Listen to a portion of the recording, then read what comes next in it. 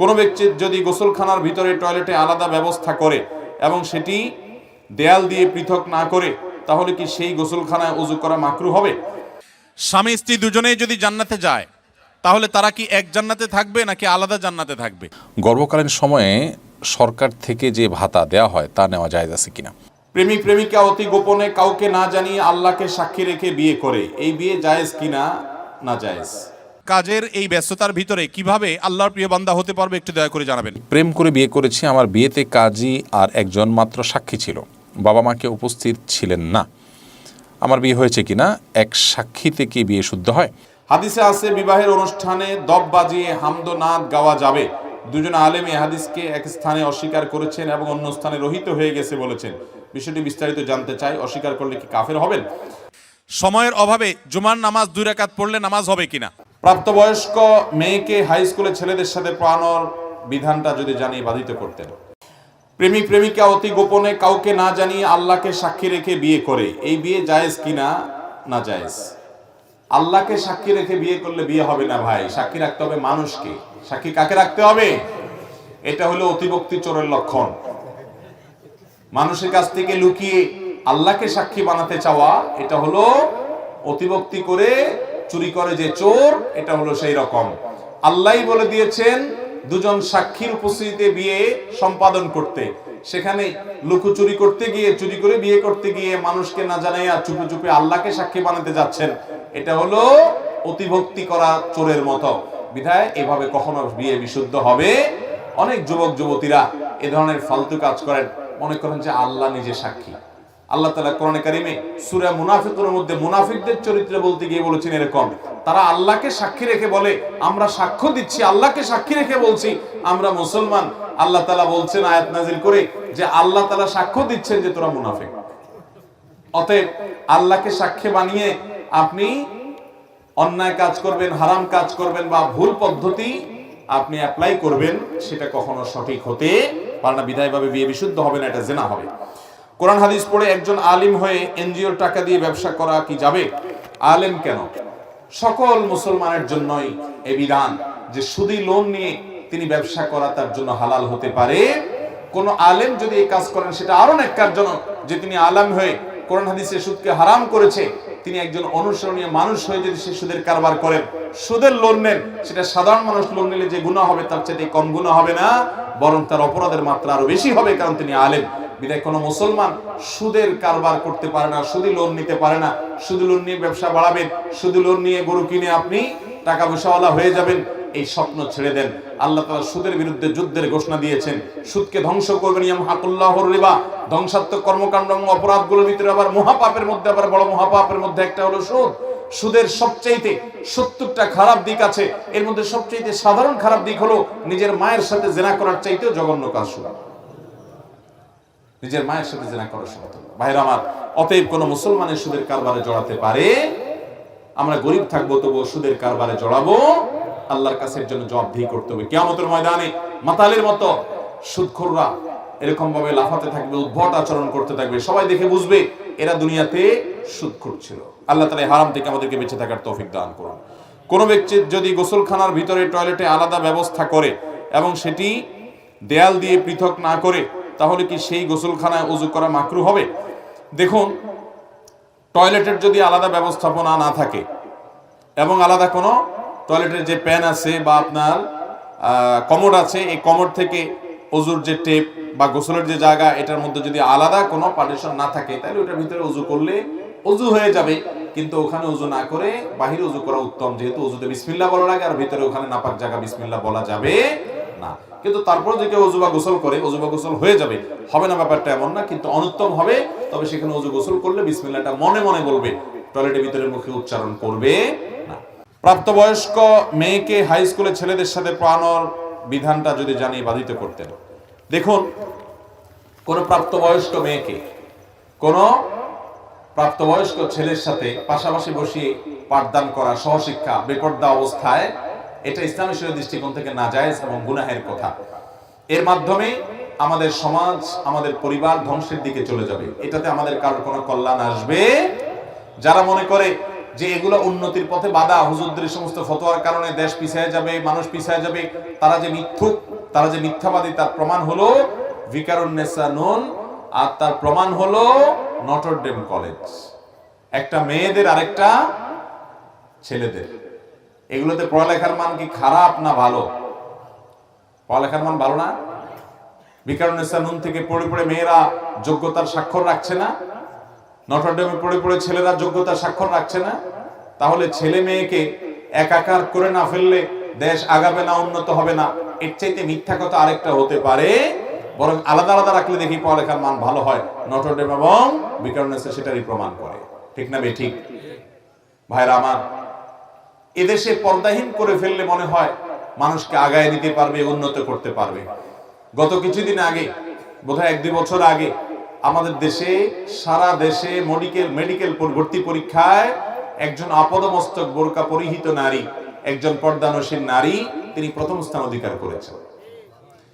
তো এই যে পাঠ্যপুস্তকে বোরকা পরে নারী বিপদে পড়ে, পেছায়া ট্রেনের নিচে পড়ে, আগুনে পড়ে মরে, ডাক্তারের কাছে বিব্রতকর পরিস্থিতির মধ্যে পড়ে, হান পড়ে, তান পড়ে, এই সমস্ত ফালতু গল্প শোনানো হলো, অথচ বোরকা পরে নারী যে গোটা মেডিকেল জগৎ জয় করেছে সে কথা এই মিথ্যুকরা এড়ায় গেছে। ঠিক না ঠিক? আল্লাহ তাআলা এদের ষড়যন্ত্র থেকে আমাদেরকে বেঁচে থাকার তৌফিক দান করুন। নিজের সন্তানকে পর্দা পশিদার মধ্যে রাখবেন, কল্যাণ আপনারই হবে। আর বেপর্দা বেপরসুদিগের মধ্যে রাখবেন, বেহায়াপনার মধ্যে রাখবেন, সহশিক্ষার মধ্যে পাঠাবেন। এরপরে ছেলে মেয়ে যখন আরেকজনের হাত দিয়ে হাঁটা দিবে, বাপমার সাথে বেঈমানি করবে, সংসার ত্যাগী হবে, অসামাজিক হবে, ঈমান হারা হবে, ইসলাম হারা হবে, অমানুষ হবে, তখন চোখে হাত দিয়ে কাঁদবেন, আর কাজ হবে না। আল্লাহর কালাম, আল্লাহর নির্দেশের বাইরে কখনো শান্তি থাকতে পারে?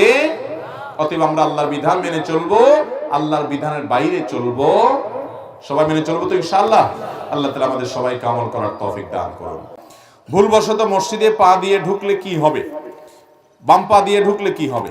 মসজিদে যদি কেউ ভুলবশত বাম পা দিয়ে ঢুকে, তাহলে সেক্ষেত্রে সুন্নতের খেলাফ হলো, সুন্নতের খেলাফ। এই কাজটা ইচ্ছাকৃত উচিত না করা। মসজিদে ঢোকার সময় কোন পা দিয়ে ঢুকতে হবে, আর বের হওয়ার সময়, এটা হলো সুন্নাহ। যে কোনো ভালোকে, যে কোনো ভালো কাজ ভালো করার সময় ডানকে অগ্রাধিকার দিয়ে করতে হবে। একটা ভালো কাজ করবেন তো ডান হাত ব্যবহার করবেন। একটা তুলনামূলক মন্দ কাজ করবেন, আপনি টয়লেটের পরে এখন পরিচ্ছন্ন হবেন, বাম হাত ব্যবহার করবেন। ভালো কাজ করবেন, ডান হাত ব্যবহার করবেন। খাওয়ার সময় ডান হাত ব্যবহার করবেন। আমাদের সমাজে অনেক লোকজনকে দেখা যায় যে খাওয়ার সময় বাম হাতে খায়, বাম হাতে পানি পান করে, এবং এটাতে বোধহয় একটু বেশি ভদ্র ভাব সাপ জাহির হয়। আসলে কি তাই? খাওয়ার ক্ষেত্রে ডান বাম বাজ বিচার না করা, এটা তো অন্যান্য জীবজন্তুর কালচার। ঠিক না ঠিক? গরু ছাগলে খাওয়ার সময় ডাইন আর বাম হিসাব নিকাশ করে? মানুষকে আল্লাহ তাআলা আশরাফুল মাখলুকাত করেছে, সে পশু পাখির মতো না, তার স্বাতন্ত্র্য থাকবে। ঠিক না ঠিক? এই জন্য বাম হাত সে কাজে ব্যবহার করবে না। ইসলামের চাইতে সুন্দর কিছু নাই। বাম হাত এটা তুলনামূলকভাবে মন্দ কাজ যখন করতেই হবে, সেই কাজ, একটা ময়লা সরাচ্ছেন, নাক পরিষ্কার করছেন, তখন আপনি বামকে ব্যবহার করবেন। আর ডান হাত ব্যবহার করবেন ভালো কাজে। ইন্নাল্লাহা ইউহিব্বুত তায়াম্মুনা ফি কুল্লি শাইইন হাত্তা তানাউলা ওয়া তারাজ্জুল। আল্লাহ তাআলা সব কাজে ডানকে পছন্দ করেন, ভালো কাজে। বিধায় মসজিদে ঢোকার সময় ডান পা দিয়ে আগে ঢুকবেন। যদি বাম পা দিয়ে ঢুকে যান, নিজেকে শাসন করবার জন্য পারলে বাইর হয়ে যাবেন, আবার বাম পা দিয়ে বের হয়ে, যেহেতু ভুলে ঢুকে গেছেন, এবার ডান পা দিয়ে সুন্দর করে বিসমিল্লাহি ওয়াসসালাতু ওয়াসসালামু আলা রাসূলিল্লাহ আল্লাহুম্মা ইফতাহ লি আবওয়াবা রাহমাতিক পড়ে তারপরে ঢুকবেন। কারণ একবার যদি এরকম ভুলে হয়, বের হয়ে যদি আবার কারেকশন করে নেন, ঠিক করে নেন, দেখবেন এরপর থেকে শয়তানি আপনারে মনে করে দিবে। কথা কি বুঝাতে পারছি? অনেকে দেখবেন টয়লেটে ঢুকে খোঁজ খবর নেয় ডান না বাম দিয়ে যাচ্ছে। টয়লেটে ঢুকতে ডান পা আগে না বাম পা আগে? বাম পা আগে দেওয়া সুন্নাত। এগুলোকে ছোট জিনিস মনে করবেন না। নবী সাল্লাল্লাহু আলাইহি সাল্লামের শেখানো প্রতিটা জিনিস অনেক বড়। বাম পা আগে দিয়ে প্রবেশ করবেন, আর বের হওয়ার সময় ডান পা আগে দিয়ে বের হবেন। আপনি ডান পা দিয়ে ঢুকে গেছেন, তাহলে এবার কি করবেন? নিজেকে শাসন করবার জন্য, অভ্যাসটাকে ঠিক করার জন্য, শুধরাবার জন্য বের হয়ে যাবেন। এটা পরামর্শ। বের হয়ে যাবেন, বের হয়ে এবার বাম পা দিয়া দোয়া পড়ে তারপরে ঢুকবেন। তাহলে এরকম কিছুদিন করলে দেখবেন শয়তান আপনাকে যে ভুলিয়ে দেয়, আপনি ভুলে যায় ঢুকে যান, এরপর ঢুকার পরে মনে হয় ওহো ডান পা দিয়ে ঢুকে গেছি। তখন শয়তান দেখবেন বলবে যে না, এই লোকের দিয়ে আর কখনো সুন্নতের খেলাফ করানো যাবে না, কারণ এই তেড়া মানুষ বাইর হয়ে সুন্নতটা আদায় করে ছাড়ে, তার চাইতে তখন সে আবার সব ডাবল পাবে। এই জন্য তাকে দিয়ে আর এটা করানো যাবে না। শয়তানি দেখবেন আপনাকে মনে করে দিবে, বলবে হুজুর আগে বাম পা দেন, এটা টয়লেট। কথা বুঝাতে পারছি? হাদিসে আছে বিবাহের অনুষ্ঠানে দব বাজিয়ে হামদনাদ গাওয়া যাবে।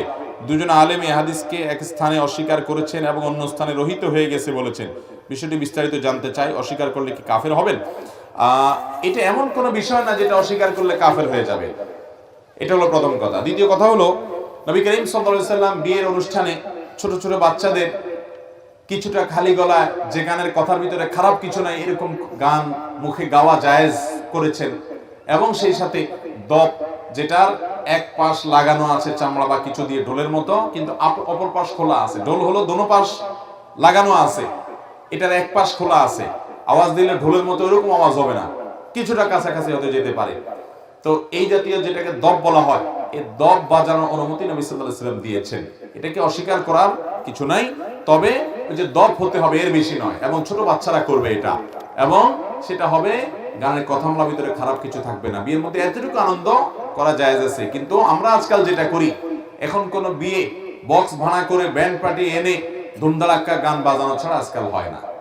ঠিক না ভাই? ঠিক। এটা হারাম এবং এটা নাজায়েজ এবং গুনাহের কাজ হওয়ার ব্যাপারে কোনো আলেমের সন্দেহ থাকতে পারে। বিধায় এই আনন্দের নামে, বিনোদনের নামে বিবাহের অনুষ্ঠানে এই সমস্ত হারাম কাজ করে, মানুষের ঘুম হারাম করে, ঈমান আমল নষ্ট করে কোনো মুসলমান বিয়ে করতে পারে না। আমি মোহাম্মদ দেলোয়ার হোসেন। আমার প্রশ্ন হলো, বাবা মাকে খুশি করলে স্ত্রী মন খারাপ করে, আবার স্ত্রীকে খুশি করতে গেলে বাবা মার মন খারাপ হয়। তাই বাবা মার জন্য স্ত্রীকে ত্যাগ করা লাগে, আমি কি করব একটু বলবেন? ভাই, এই প্রশ্নের উত্তর গত বছরও আমি দিয়েছি, সব সময় আমি দেই। আপনাদেরকে যারা এখানে বিবাহিত আছেন, বিদেশে আছেন, আপনারা যে কি পরিমাণ প্যারায় আছেন, এটা দেশের অন্য কোনো মানুষ না বুঝলেও আমি খুব ভালো করে বুঝি। আমাদের আজহারি ভাই খুব ভালো করে বুঝবেন, কারণ আমরা দুজনই, উনি এখনও প্রবাসে আছেন আর আমি 10 বছর সৌদি আরবে প্রবাস জীবন কাটিয়ে আসছি। ভাইরা আমার, এর উত্তর খুবই সহজে আমি দিচ্ছি। মনে রাখবেন, যারা প্রবাসে আছেন অথবা দেশেই আছেন, বিয়ে করার পরে দেখা যায় বউরে খুশি করতে গেলে মা নাখোশ, আবার মারে খুশি করতে গেলে বউ নাখোশ। আপনাদের এই পরিস্থিতি থেকে বের হওয়ার জন্য কিছুটা ডিপ্লোম্যাটিক আচরণ করতে হবে, কূটনৈতিক আচরণ করতে হবে। যারা বিভিন্ন দেশে ডিপ্লোম্যাট হিসেবে থাকেন, তাদের দেখবেন কথাবার্তার ভিতরে প্রচুর ফাঁক ফোকর থাকে, তারা হাতে রেখে কথা বলে। বেশিরভাগ ক্ষেত্রে এই পারিবারিক অশান্তিগুলো দূর করার মূল সমাধানটা হলো বুদ্ধিমত্তা। এর ভিতরে প্রথম যে কাজটা আপনাকে করতে হবে তা হলো, এই ডিপ্লোম্যাটিক আচরণেরও আগে যে কাজটি করতে হবে তা হলো, বেশি শেয়ানামি না করে, বেশি চালাকি না করে একটু বোকাশোকা থাকার চেষ্টা করবেন। পারিবারিক অশান্তি দূর করার সবচেয়ে সহজ এবং সবচেয়ে শর্টকাট সমাধান হলো যে একটু বেকুব বেকুব ভাব ধরে থাকবেন। জিনিসটাকে একটু ব্যাখ্যা করে বলবো। আচ্ছা, ধরেন আপনার স্ত্রী এসে আপনার মার নামে এক গাদা বদনামি করছে, তোমার মা এটা বলছে, তোমার মা ওইটা বলছে, উনি কি এটা বলতে পারে, এটা বুড়া মানুষ কিভাবে এই কথা বললো, তোমার ভাই এটা বলছে, তোমার বোনও এটা করছে, দুনিয়ার বিচার দিল বউয়ে। তখন আপনি একজন সভ্য স্বামীর মতো, ভদ্র স্বামীর মতো মনোযোগ দিয়ে সব কথা শুনবেন। অনেক স্বামী আছে বেকুবের মতো, বউয়ের কথা শোনে না, বলে বুঝছি তুমি কি বলবা, হয়েছে থামো। না, খবরদার, ফুল কথা বলতে দিবেন। তার যত জেদ আছে সব ঝাড়তে দিবেন, 2, 4, 5 মিনিট যা লাগে বলে সে যখন হাঁপায় উঠবে, বলবে যখন কি ব্যাপার তুমি কিছু বলো না কেন। এবার আপনি তখন ফ্লোর নিয়ে এবার আপনি তাকে বলবেন যে দেখো তুমি যা বলছো আমি তো বুঝতেছি আমার রাগে সব পশম দাঁড়ায় গেছে, দেখো তোমার কষ্টে তো আমার ভেতরটা জ্বলে পড়ে ছাই হয়ে যাচ্ছে, দেখো। যেভাবে বলা দরকার বলে তাকে আগে এটা কনভিন্স করবেন যে আমি তোমাকে ইগনোর করছি না, তোমার সমস্ত কথাগুলো ক্যাচ করেছি এবং তোমার ব্যথা আমি ব্যথিত। এরপরে এবার বলবেন দেখো যদি মা না হতো, যদি নিজের ছোট ভাই বোন এদেরকে যদি পিটায় মেরে ফেলা জায়েজ হইতো, বা এদেরকে যদি বড় ভাই আমার উল্টাপাল্টা করতেছে, বড় ভাই কিছু বলতে পারতেছি না, আল্লাহ রসুল বড়দেরকে সম্মান করতে বলছেন, যদি সেটা না করা লাগতো তো আজকে এসপার কি ওসপার আমি করে ছেড়ে দিতাম।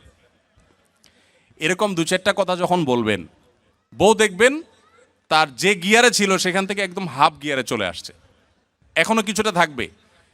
এরপরে আপনাকে সে যেটা বলবে সে হলো, আপনার এসব লেকচার শোনার পর সে আপনার ব্যাপারে একটা কমেন্ট করবে। সে কমেন্টটা হলো যে আমার স্বামী লোকটা আসলে, মনে মনে হয়তো বলবে বা অন্য কাউকে বলবে যে লোকটা আসলে ভালো কিন্তু বেকুব। সে একটু শক্ত হইলে এগুলার সব সাইজ করে ফেলতো, কিন্তু বোকা শোকা মানুষ, এই জন্য সে সাহস নাই, বেকুব, তুমি কি পুরুষ হইলা, এসব বলবে। তো বললে তখন একদম বেকুব সেকুব থাকে। বাইরে বহুত পণ্ডিতি করেন, কিন্তু বাসায় পণ্ডিতি করে না, সব জায়গায় পণ্ডিতি করতে যায় না, এখানে খুব বোকা শোকা থাকবেন। বুঝতে পারছে কথা? এবার আসেন মায়ের পাঠ। মা যদি আইসা বলে এই শোনে দিকে তোর সাথে কথা আছে, বলবেন মা কি বলবা বলো। এবার মাকে যদি বলেন যে বাবা তোর বউ এই এই বলছে, এই এই করছে, সে কি এটা করতে পারে, কত বড় সাহস, তোর গলায় দড়ি দিয়ে মরা উচিত। মা যদি এসব কথা বলে, মাকে একইভাবে বলবেন মা আল্লাহ নবী সাল্লা সাল্লাম কোনোদিন স্ত্রীদের গায়ে হাত তোলেন নাই। ইসলামে যদি বউ পিটানোর নির্দেশ থাকতো তো আজকে ঠ্যাং উপরের দিক বাইন্দে আমি পিটাইতাম। আমার হাতটা শুধু বাইন্দে রাখছে ইসলাম। আল্লাহ রসুল কোনোদিন স্ত্রীদের গায়ে হাত তোলেন না। না হলে মা এত বড় সাহস, এরকম কথা সে বলতে পারে। যা কি বলছে না বলছে সেটা পরে, আপনি বিচার বিশ্লেষণ না করতে গিয়ে উপস্থিত ওই জায়গাতে সামাল দেওয়ার চেষ্টা করবেন। কথা কি বুঝতে পারছেন? আপনার এই আচরণ শোনার পর আপনার মা কি বলবে জানেন? মাও ঠিক ওই বউয়ের মতোই বলবে আমার ছেলেটা আসলেই মানুষ ভালো, সমস্যা হলো আমার পোলাটা না বোকা, একদম বেকুব। এই জন্য সেই তো বউয়ের কাছেও বেকুব থাকলেন, মায়ের কাছেও। কিন্তু আপনাকে কেউ দোষী সাব্যস্ত করবে না। আর যদি পণ্ডিতি করে বউরে বলতে চান ঠিক আছে আমি দেখতেছি, থামো তুমি। মা কিভাবে এসব কথা বলে, এরপর যাবার মা কই আসো তুমি, এদিকে আসো। এবার বৈশাখ মার সাথে আলাপ শুরু করলেন, ওখানে বাঁধবে একটা ইউক্রেন রাশিয়া যুদ্ধ, বিশাল কাণ্ড হয়ে যাবে। ওই কাণ্ড করার পর বউয়ের কাছে আইসা যদি মনে করেন যে বউয়ের জন্য মার সাথে ঝগড়া করছি, বউ মনে হয় খুশি হবে, জীবনও খুশি হবে না, জীবনও খুশি হবে না। যতই করেন বউরে খুশি করতে পারবেন না, কোনো একটা প্যাঁচ বাঁধবেই এবং কোনো একটা ফাঁক বের করবে। আর মা তো নাখোশ হইছেই। আবার মায়ের হয়ে যদি বলেন এই তুমি কত বড় সাহস, আমার বোনরে কি করলা, ভাইরে কি করলা, মারে কি করলা, দেখবেন আরেক যুদ্ধ বাড়ছে। এই জন্য এগুলোর খুব বেশি পণ্ডিতি না করে যথাসম্ভব একটু কূটনৈতিক আচরণ করে, একটু চালাকি করে, একটু বোকা সেজে সমাধান করার চেষ্টা করবেন। আবার সব সময় এই পলিসি অবলম্বন করবেন না। এখন মুশকিল হলো শিখাই দিলে মহিলারাও এগুলো শুনে ওয়াজ, তারাও শিখা যায়। এবার মহিলারা ঘরে গেলে বলে যে না এই পলিসি তো আগে থেকে জানা, তুমি বোকা সাজতেছ। তখন আপনি একেবারে মানে সিরিয়াস বোকা, শুধু ওই মুহূর্তের জন্য, সবসময়ের জন্য বোকা। আসলে ঘরে যারা যত বেশি বোকা থাকে তারা তত বেশি সুখে থাকে। বোকাদের সাংসারিক জীবনে তারা সুখে থাকে, আর শেয়ানা পাবলিকগুলো সব দৌড়ের উপরে থাকে। এই জন্য বাহিরে ব্যবসা বাণিজ্যের দোষে শেয়ানামি করেন, পাকনামি করেন, কিন্তু ঘরে বেশি পাকনামি করতে আইসেন না। এটা মুরব্বী মানার চেষ্টা করেন। তবে হ্যাঁ, কিছু কিছু ক্ষেত্রে আপনাকে তো স্ট্রংও হতে হবে। আমি এই কথা বলছি এর মানে এই না যে আপনার স্ত্রীর প্রতি আপনার মা বোন জুলুম করবে আর আপনি সবসময় শুধু নাটক করে যাবেন না। তাদেরকেও বিনয়ের সাথে তাদের অন্যায় থেকে আগে বিচার বিশ্লেষণ করবেন, তারা অন্যায় করছে কিনা, বাধা দিবেন। আবার স্ত্রী যদি ভুল করে তাকেও অন্যায়ের থেকে বাধা দিবেন। প্রয়োজনে আপনি ইসলামী শরিয়ার নীতিমালা আলোকে শাসনও করবেন, কিন্তু মূল পলিসি হবে ওই যে বেকুব ভান বা বেকুব আপনার নিজেকে হিসাবে উপস্থাপন করার চেষ্টা করবেন। এটা অনেক সহজ একটা উপায়। একটা ছোট ভিডিও ক্লিপে দেখলাম যে আপনি মদ খাওয়ার পর নেশাগ্রস্ত না হলে নামাজ পড়া যায়, এরকম কথা বলেছেন। এ সম্পর্কে জানতে চাই বক্তব্যটা সঠিক কিনা। দেখুন, আমাদের এরকম একটা বক্তব্য কিছুটা অস্পষ্ট ছিল, সেখান থেকে অনেকের ভুল বুঝাবুঝি তৈরি হয়েছে। আমরা সাথে সাথে তার পাল্টা বক্তব্য কিন্তু দিয়েছি যখনই জানতে পেরেছি। বিষয়টা আমি ক্লিয়ার করি। বিষয়টা হলো, কেউ যদি মাদক সেবন করে, মাদক সেবন করার পর তার নামাজ মাফ কিনা, এ হলো প্রশ্ন। এই প্রশ্নের উত্তর হলো মাদক সেবন করলে তার নামাজ মাফ হওয়ার তো প্রশ্নই ওঠে না, কারণ মাদক সেবন করা কি হালাল না হারাম? হারাম। অতএব হারাম কাজ করার পরে শরীয়তের কোনো ছাড় তো পাওয়ার প্রশ্নই নেই। তবে এই প্রশ্ন যিনি করেছেন তার মনে অন্য একটা কারণে প্রশ্ন উদ্রেক হচ্ছে। সেটা হলো, আপনারা জানেন কেউ মাদক আসক্ত হয়ে নেশাগ্রস্ত হলে 40 দিন পর্যন্ত তার ইবাদত কবুল হয় না, হাদিসে আছে। তো হয়তো চিন্তা করছেন যে ইবাদত করে কবুল হবে না, ওটা করে লাভ কি? তো এর উত্তর হলো, আপনার দায়িত্ব আপনাকে পালন করতে হবে। অনেক বাবা তার সন্তানকে বলেন তুই এই কাজ করলে তুই আমার সন্তান আমার বাসায় আসবি না। এর মানে এই না যে সন্তান যায় বার্থ সার্টিফিকেটে বাবার নাম চেঞ্জ করে ফেলে। এর মানে হলো সন্তানকে ধমক দেওয়া, তাকে সতর্ক করা। তো আল্লাহ রাব্বুল আলামিন কবুল করুন বা না করুন, আপনার দায়িত্ব আপনাকে পালন করতে হবে, সেজন্য আপনি নামাজ পড়বেন। এখন প্রশ্ন হলো, মাদক আসক্ত ব্যক্তি মাদক সেবন করে নামাজ পড়লে কিভাবে নামাজ পড়বে? মাদক পান করা হারাম, সেবন করা হারাম, ভয়াবহ গুনাহ। এরপরে যদি আল্লাহর কোনো বান্দা তিনি নামাজের ওয়াক্ত হয় এবং তার সেন্স থাকে, অবশ্যই তিনি নামাজ পড়বেন। যদি নেশাগ্রস্ত হন তাহলে নেশা কাটার পরে পড়বেন, আর যদি নেশাগ্রস্ত না হন তাহলে ওই অবস্থায় পড়বেন। তবে মাদক সেবন করে নামাজ পড়লে অজু করে নিয়ে তারপর তিনি নামাজ পড়বেন। আমার কথার খোলাসা, যদি কেউ এটা বুঝে যে মাদক সেবন করাটা কোনো দোষের কিছু না, তাহলে এটা দুর্ভাগ্য ছাড়া কিছু না। এটা বোঝার তো কোনো মানেই নেই। মাদক সেবন করা হারাম, এ ব্যাপারে কোনো আলেমের কোনো দ্বিমত নেই, কোনো সাধারণ মানুষ হচ্ছে জানে না এমন না, সবাই জানে। অতএব মাদককে আমরা ঘৃণা করি, এটা আমরা পান করি না। তবে যদি কেউ করে, নামাজ পড়তে হলে অজু করে পবিত্র হয়ে তারপর সে নামাজ পড়বে। আর নেশাগ্রস্ত থাকলে নেশা কাটার পরে সে নামাজ পড়বে, এবং ভবিষ্যতে আর মাদক সেবন না করার জন্য তাকে প্রতিজ্ঞাবদ্ধ হতে হবে। এরপরের প্রশ্ন, আমার মা মারা গেছেন, আমার মা মারা যাওয়ার 4 দিন পরে আমার বাবা বিয়ের কথা বলে মানুষের কাছে। আমার প্রশ্ন হলো, আমার বাবা কি এটা বলা ঠিক হয়েছে কিনা? 40 দিন না যেতে, এটা নিয়ে আমার বাবা আমাদের ভাই বোন কারোর সাথে যোগাযোগ করেন না। দেখুন, কারোর স্ত্রী মারা গেলে তিনি যদি 3 দিন 4 দিন 5 দিন পর বিয়ে করেন বা বিবাহের কথা বলেন, এটা শরিয়ার দৃষ্টিকোণ থেকে দোষের কিছু না। আমাদের দেশে অনেক বাবা আছেন যে স্ত্রী হারা হয়ে গেছেন, কুলাঙ্গার ছেলে মেয়েরা বাবার প্রয়োজন আছে বিয়ে করার, তারপরে বিয়ে করায় না। কেন বিয়ে করায় না? কারণ বিয়ে করালে সেখানে যদি আরেক সন্তান হয়, তারা সম্পদের ভাগ পাবে, আরেকজনকে মা ডাকতে হবে। এর চাইতে অমানুষ সন্তান আরেকটা হতে পারে না। আপনি যদি বাবার সুসন্তান হয়ে থাকেন, তাহলে মনে রাখবেন, মানুষের বৃদ্ধ বয়সে কথা বলার জন্য একটা মানুষের প্রয়োজন হয়, একান্ত আলাপের জন্য একটা মানুষের প্রয়োজন হয়। তখন আপনি আপনার বাবাকে দেখে শুনে যদি ভালো একজন স্ত্রী জীবন সঙ্গিনীর ব্যবস্থা করে দেন, বিয়ের উদ্যোগ নেন, আপনি আসলে সুসন্তান এবং বাবার মতো দায়িত্বশীল। আমাদের দেশে বেশিরভাগ সন্তানরাই, বেশিরভাগ ছেলেমেয়েরাই বাবা মার দ্বিতীয় বিয়ে হোক, বাবার দ্বিতীয় বিয়ে, মায়ের, এমনকি মাও যদি বাবা হারা হন, অর্থাৎ স্বামী হারা হন, অর্থাৎ আপনার বাবাকে হারিয়ে ফেলেন, তাহলে তাকেও আপনার চেষ্টা করা উচিত যে কোনো না কোনোভাবে যদি তার বিবাহের প্রয়োজন হয়, সন্তানরা উচিত তাকে বুঝিয়ে, মায়েরা সাধারণত বিবাহ বসতে চায় না, তার প্রয়োজন থাকলে তারও বিবাহ দেওয়ার উদ্যোগ নেওয়া উচিত। আর বাবার ক্ষেত্রে সন্তানরা অনেক বেশি অ্যাগ্রেসিভ থাকে, বিবাহ দিতে চায় না, তো এটা উচিত না। 3 দিন 4 দিন পরে বিয়ে করা যাবে না এমন কোনো কথা নেই। তবে হ্যাঁ, দৃষ্টিকটু হয়, দেখতে অসুন্দর দেখা যায়, আপনার একেবারে চোখে পড়ার মতো এখনো মৃত মানুষের মৃত্যুর পরের যে ইয়েটা, বেদনাবদের পরিবেশ, সেটাই এখনো যায় নাই, এখনই বিয়ের আলাপ করছে, সেটা তো অবশ্যই দৃষ্টিকটু, সেটা যেন না হয় সেটা খেয়াল রাখা দরকার। তবে মৌলিকভাবে এটা কোনো দোষের বিষয় না যে স্ত্রী মারা যাওয়ার পরপরই সে বিয়ের কথা বলেছে। 40 দিন পরে বিয়ে করতে হবে এমন কোনো কথা না। তবে হ্যাঁ, মেয়েদের বেলায় স্বামী মারা যাওয়ার পর 4 মাস 10 দিন পর তাকে অন্যত্র বিয়ে বসতে হবে। মেয়েদের বেলায় এটা কেন? এর অনেক কারণ আছে। এর ভিতরে প্রধান কারণ হলো, মেয়েদের গর্ভে তার আগের স্বামী যিনি মারা গেলেন তার সন্তান আছে কি নেই, এটি পরখ করবার জন্য একটা সময় পর্যন্ত তাকে ওয়েট করতে হয়। ছেলেদের বেলায় কিন্তু এটা নেই, যার কারণে ছেলেরা আগে বিয়ে করতে চাইলে সেটা জায়েজ আছে। এখানে ছেলে এবং মেয়ের মধ্যে ইসলাম আপনার বৈষম্য করেছে, কারোর প্রতি জুলুম করেছে, ব্যাপারটা সেরকম কিন্তু না। কোরিয়াতে আমাদের অনেক সময় কোরিয়ান খাবার খেতে হয়, তারা একই পাত্রে শূকর রান্না করে খায়। আমার প্রশ্ন হচ্ছে, আমরা কি সেই পাত্রে রান্না করে খাবার খেতে পারবো কিনা? কোনো পাত্রে যদি শূকর রান্না করা হয়, এরপরে সে পাত্রটা ধুয়ে সম্পূর্ণ পরিষ্কার করে, তার কোনো আলামত নাই, নতুন করে সেখানে ধুয়ে পরিচ্ছন্ন করে ভালো তেল দিয়ে যদি হালাল খাবার রান্না করা হয়, সেই খাবার খাওয়া জায়েজ আছে, এটা হারাম না। যদি পাত্র ধুয়ে পরিষ্কার করে রান্না করা, আর যদি না ধোয়া হয়, ওই পাত্রে আবার রান্না করা হয়, তাহলে আবার কি হবে না? খাওয়া জায়েজ হবে না। ইসলামে লটারি টানা হারাম, তাহলে আমরা 90% লোক কোরিয়াতে লটারির মাধ্যমে আসছি, আমাদের কোরিয়াতে ইনকাম করা হারাম হয়ে গেল তাহলে? না ভাই, এই প্রশ্নটির উত্তর বোঝার আগে আমাদেরকে জানতে হবে লটারি, সব লটারি কি হারাম কিনা। উত্তর হলো না, সব লটারি হারাম না। কোন লটারি হারাম আর কোন লটারি হালাল, এটা আমাদেরকে জানতে হবে। প্রিয় নবী সাল্লাল্লাহু আলাইহি সাল্লাম লটারি হারাম হওয়ার কথা যেমন বলেছেন, আবার নবী করিম সাল্লাল্লাহু আলাইহি সাল্লাম বিভিন্ন সফরে যাওয়ার সময় তার একাধিক স্ত্রী ছিল, আপনারা জানেন, তাদের মধ্য থেকে কাকে নেবেন, একজন কিনলে আরেকজন নাখোশ, সেজন্য তিনি লটারি করে তারপর একজনকে নিয়ে যেতেন।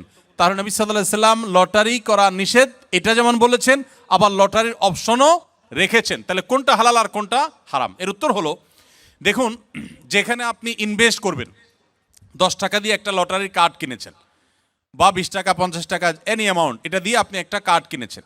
এরপরে অপেক্ষা করছেন লটারি কখন হবে। লটারি হলো, মিলে গেছে, আপনি 10 টাকায় 40 লাখ টাকা পাইলেন, আপনি 50 টাকায় 5,000 টাকা পাইলেন। এইভাবে যে লটারি হয়ে থাকে এটা হলো জুয়া, এটা পরিষ্কার হারাম। আল্লাহ সুবহানাহু ওয়া তাআলা বলেছেন যে ইন্নাল খামরা ওয়াল মাইসিরা ওয়াল আনসাবা ওয়াল আজলাম রিজসুম মিন আমালিশ শাইতান ফাজতানিবুহু, এটা হারাম। কিন্তু যদি এমন হয় যে কোনো পেমেন্টের ব্যাপার নাই, ধরুন আপনি কোনো একটা জায়গায় কাজ করা নিয়ে ডিসিশনহীনতায় ভুগছেন, যে 5 জন আছে, 5 জনের যে কোনো 3 জনকে নেবেন, 5 জন একই যোগ্যতা সম্পন্ন, তখন লটারি করে যে কোনো 3 জনকে নিলেন, তো এইটা হারাম না, এই লটারি হারাম না। আমরা অনেক সময় দেখা যায় প্রশ্ন করবার জন্য এক একজনকে এক একটা প্রশ্ন করব, কিন্তু কাকে কোনটা করব, কে বলবে আমারটা সহজ আমারটা কঠিন হয়ে গেছে, সেজন্য লটারি করে আমরা প্রশ্ন তুলি, যার যেটা ভাগে আসে তাকে সেটা আমরা করি। তো এই লটারি হারাম না। যেই লটারিতে ইনভেস্ট আছে, টাকার বিনিময়ে লটারি করে কিনে তারপরে সেখান থেকে আপনি লাভ করার সম্ভাবনা থাকে, লাভও হতে পারে, লসও হতে পারে, পুরো টাকা মারও যেতে পারে, এই লটারিটা হারাম। আর এর বাইরে যে লটারির কথা বললাম এটা কিন্তু হারাম না। বিধায় আপনারা কোনো দেশে আসার জন্য যদি এই জাতীয় লটারি করে আসেন, তাহলে আপনাদের উপার্জন হারাম হবে না, ওই লটারি করাটাও হারাম হবে না। ইভেন যদি কেউ হারাম কোনো কিছু করে আসেনও, তাহলে ওই কাজটা হারাম হবে, এর কারণে আপনার হালাল উপার্জনও হারাম হয়ে যাবে, ব্যাপারটা সেরকম না। ঔষধের ভিতর যদি শুয়োরের কোনো উপাদান থাকে, তাহলে সে ওষুধ খাওয়া জায়েজ হবে কিনা? যদি কোনো ঔষধে শূকরের কোনো শরীর বা উপাদান থাকে, তাহলে সে ওষুধ সেবন করা জায়েজ হবে না, যদি বিকল্প কোনো ওষুধ থাকে। যদি আল্লাহ না করুক এমন কোনো রোগ হয় যেই রোগের এই ছাড়া আর কোনো ট্রিটমেন্ট নাই এবং মরণাপন্ন অবস্থা হতে পারে, তাহলে নিরুপায় হলে সেই ব্যক্তির জন্য বহু শর্ত সাপেক্ষে সেটা জায়েজ হতে পারে। কিন্তু যখনই বিকল্প কোনো কিছু আছে, তখন কিন্তু আপনার জন্য হারাম ঔষধ সেবন করা জায়েজ হবে না। সময়ের অভাবে জুমার নামাজ 2 রাকাত পড়লে নামাজ হবে কিনা?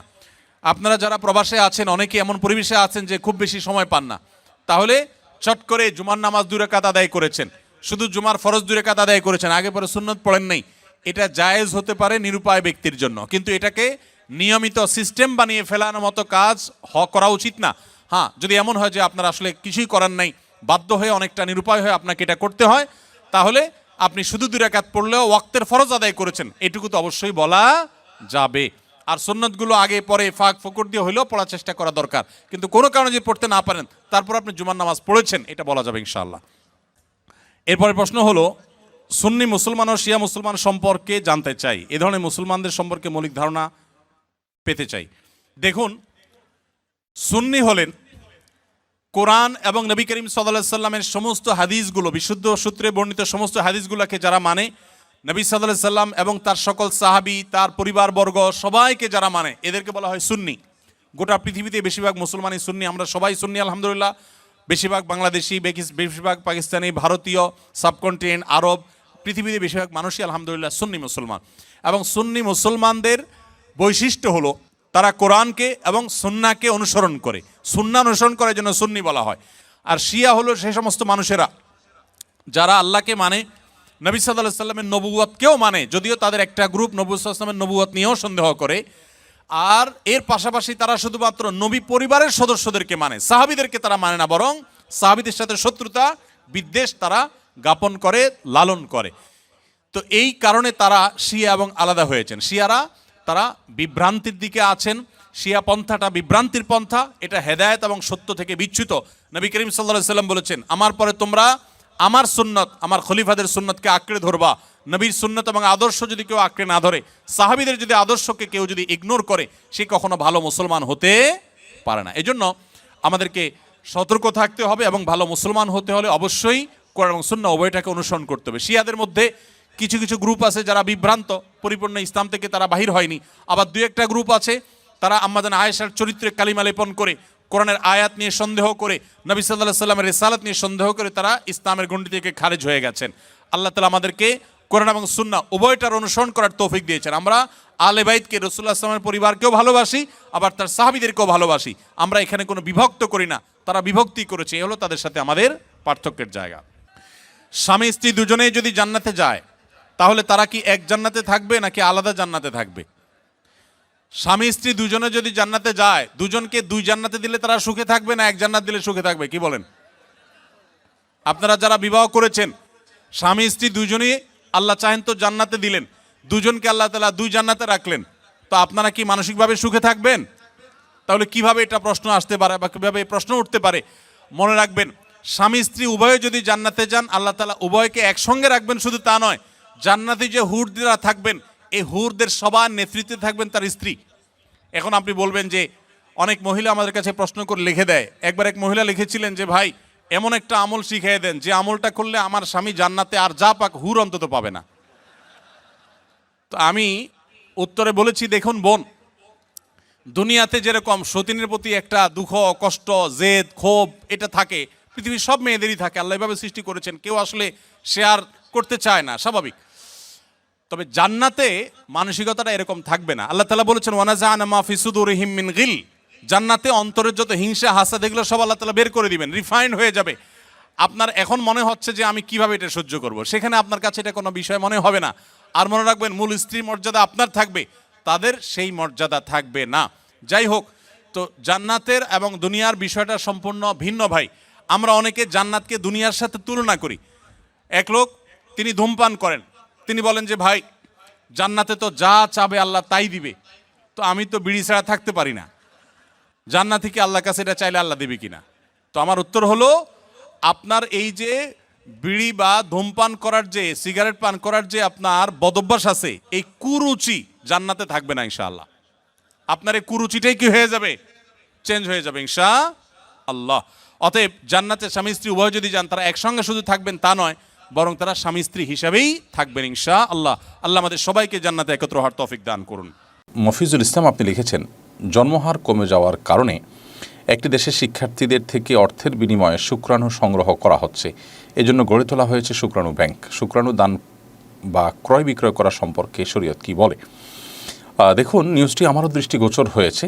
আমি যদি ভুল না করে থাকি তাহলে চায়নায় এই ঘটনা ঘটেছে যে শুক্রাণু কিনতে হচ্ছে, এবং এটির অন্যতম কারণ, মানে কেন শুক্রাণু কেনার পর্যায়ে যেতে হলো, এর অন্যতম কারণ হিসাবে তারা যে সমস্ত বিষয়গুলোকে উল্লেখ করেছে, তার মধ্যে থেকে একটি হলো যে মেয়েদের অতিমাত্রায় আপনার কর্মমুখী হয়ে যাওয়া, সংসার বা ঘরমুখী না হয়ে অতিমাত্রায় তারা বাইরে চলে যাওয়া, এবং উচ্চশিক্ষা এবং কর্মমুখী হওয়াটা মেয়েদের জন্য দোষের নয়, কিন্তু এটা যখন অতিমাত্রা হয়ে যায় তখন সমাজের আল্লাহ রাব্বুল আলামিনের সৃষ্টির যে সাধারণ প্রক্রিয়া সেটা কিন্তু ব্যাহত হয়, এবং সেটি ব্যাহত হওয়ার ফলশ্রুতিতে নানা রকমের ব্যত্যয় সৃষ্টি হয়, এটি তারই অংশ। আরেকটি গুরুত্বপূর্ণ বিষয় হলো, বিবাহ বহির্ভূত সম্পর্ক যখন কোনো সমাজে খুব স্বাভাবিক বিষয়ে পরিণত হয়, সেখানে সন্তান জন্ম দান করার গুরুত্ব আর থাকে না, এবং সন্তান নেওয়াটা বরং খুব ঝামেলার বিষয়। সন্তান তো পরের কথা, বিয়ে করাটাই ঝামেলার বিষয় হয়, কারণ মিউচুয়াল আন্ডারস্ট্যান্ডিংয়ের মাধ্যমে তাদের যে সাধারণ জৈবিক চাহিদা আছে সেটা পূরণ করতে পারে তারা। এই সমস্ত কারণে জন্মের হারও কিন্তু এই সমস্ত দেশে, চায়নার মতো দেশে এত মানুষ, তারপরে জন্মের হার কিন্তু সেখানে বাড়াবার চেষ্টা সরকার করে যাচ্ছে, কিন্তু কোনোভাবে সেটাকে স্বাভাবিক প্রক্রিয়া, স্বাভাবিক পর্যায়ে আনতে পারছে না। ইতালি সহ আরও বিভিন্ন দেশের নিউজ আমরা জানি। উন্নত পৃথিবীর বহু দেশ আছে যে দেশে জন্মের হার এত পরিমাণ কমে গেছে যে তারা জন্মের হারকে স্বাভাবিক করবার জন্য বিভিন্ন রকম প্রণোদনা দিয়েও জন্মের হার স্বাভাবিক করতে পারছে না। এর অন্যতম প্রধান কারণ হলো, বিবাহ বহির্ভূত সম্পর্ককে যখন স্বাভাবিক করা হয় কোনো সমাজে, তখন সেখানে বিবাহ এবং সন্তান ধারণ করার প্রয়োজনীয়তা বা প্রবণতা মানুষের কাছ থেকে হারিয়ে যায়, এবং সেটাকে ফিরিয়ে আনা অত্যন্ত কঠিন হয়ে যায়। এই জন্যই কিন্তু ইসলাম জেনার শাস্তিকে অত্যন্ত কঠোর হিসাবে রেখেছে। যাই হোক, মূল প্রশ্নের উত্তরে আসি যে শুক্রাণু বা ডিম্বাণু এগুলো দান বা ক্রয় বিক্রয় করা শরীয়ত কি বলে? এগুলো দান বা ক্রয় বিক্রয় করা জায়েজ নাই, কারণ নবী করিম সাল্লাল্লাহু আলাইহি সাল্লাম বলেছেন যে কেউ যেন তার পানি অন্য কারোর খেতে সেঞ্চন না করে। এখানে নবী সাল্লাল্লাহু আলাইহি সাল্লাম যে ভাষা ব্যবহার করেছেন, আমি হুবহু সেটার অনুবাদ করেছি মাত্র। লা ইয়াসকি আহাদুকুম মাআহু যারআ গায়রি, এগুলো হাদিসের ভাষ্য। তো নবী সাল্লাল্লাহু আলাইহি সাল্লাম এখানে বীর্য বা আপনার শুক্রাণু ডিম্বাণু এই শব্দগুলোর ব্যবহার করতে পারতেন, আরবিতে সেগুলো আছে, কিন্তু সেই শব্দ ব্যবহার না করে তিনি যে শব্দ ব্যবহার করেছেন সেখান থেকে বিষয়টাকে একটু ব্যাপকতা আনার চেষ্টা হয়তো তিনি করেছেন। আর তার মধ্য দিয়ে এখান থেকে বোঝা যায় যে কারোর শুক্রাণু বা ডিম্বাণু অন্য কারোর মধ্যে ধারণ করা এটা জায়েজ নয়। অতএব এটিকে ক্রয় বিক্রয় বা এটাকে দান যেভাবেই বলি না কেন, সেটা কোনো অবস্থাতেই কিন্তু শরিয়া অ্যালাউ করে না। আতিকুর রহমান আপনি লিখেছেন, আমি প্রেম করে বিয়ে করেছি। আমার বিয়েতে কাজী আর একজন মাত্র সাক্ষী ছিল, বাবা মাকে উপস্থিত ছিলেন না। আমার বিয়ে হয়েছে কিনা, এক সাক্ষী থেকে বিয়ে শুদ্ধ হয়? আপনার বিয়েতে যদি কাজী এবং আরও একজন সাক্ষী সাথে ছিলেন, অতএব দুজন সাক্ষী ছিলেন এখানে। কাজী নিজে একজন সাক্ষী আর আরেকজন ছিলেন, তাহলে দুজন মানুষ উপস্থিতিতে বিয়ে হয়েছে, তারা দুজনের সাক্ষী হিসাবে যথেষ্ট। আপনি সাক্ষীর প্রশ্ন যদি করেন তাহলে এখানে সাক্ষীর যে সংখ্যা শরীয়ত ঠিক করে দিয়েছে বিয়ের জন্য দুজন পুরুষ সাক্ষী, সেটা এখানে পাওয়া গেছে, অতএব ইনশাআল্লাহ বিদিন আপনার বিয়েটা বিশুদ্ধ। তবে সন্দেহাতীতভাবে বিবাহ বহির্ভূত সম্পর্ক করে বিয়ে যে করেছেন সেটা নিন্দনীয়, সেটার জন্য আল্লাহর কাছে আপনার ইস্তেগফার করা উচিত, গুনাহ জন্য তওবা করা উচিত। এবং বাবা মা ছাড়া, অভিভাবকদেরকে ছাড়া বিয়ে করেছেন, সেটা আরেকটি অন্যায় কাজ আপনি করেছেন। কারণ আল্লাহ রাব্বুল আলামিন কোরআনে কারিমে অভিভাবকদের নির্দেশ করেছেন, ও আনকিহুল আইয়ামা মিনকুম ওয়াস-সালিহিনা মিন ইবাদিকুম ওয়া ইমাইকুম। আল্লাহ অভিভাবকদের নির্দেশ করেছেন যে তোমরা তোমাদের অধীনস্থদেরকে বিয়ে দাও। তার মানে বিয়েটা অভিভাবকদের মাধ্যমে হওয়াটাই হলো কোরআনের নির্দেশ, সেটা আপনি লঙ্ঘন করেছেন।